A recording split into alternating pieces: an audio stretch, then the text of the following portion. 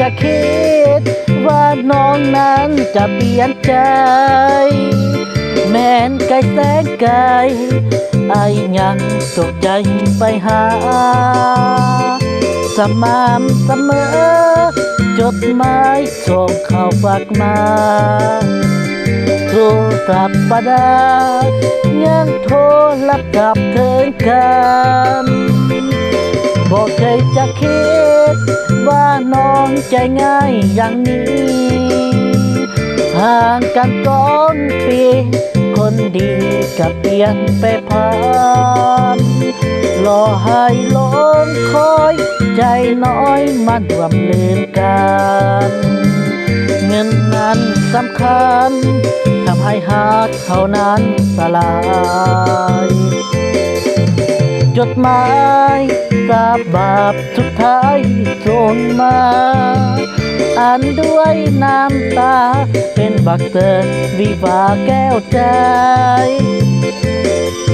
หลับตาภาวนาให้เป็นฝันไปแต่ก็จนใจความจริงบ่อาจหลีกพ้นโปรดจงสุขี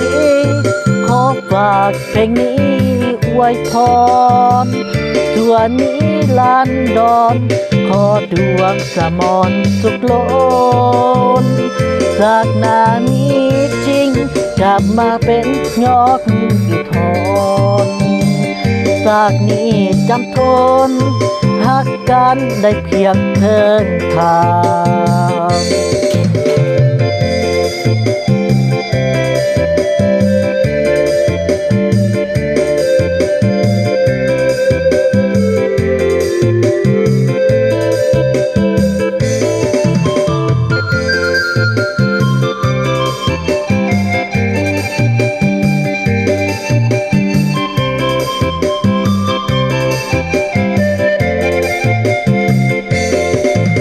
จดหมายสาบาปสุดท้ายส่งมาอ่านด้วยน้ำตาเป็นบักเตือนวิวาแก้วใจหลับตาภาวนาให้เป็นฝันไปแต่ก็จนใจความจริงบ่อาจหลีกพ้นโปรดจงสุขีขอฝากเพลงนี้อวยพรส่วนนี้ลันดอนขอดวงสมรสุขล้นจากหน้านี้จริงกลับมาเป็นยอดอีกพรจากนี้จำทนหักกันได้เพียงเทินทาง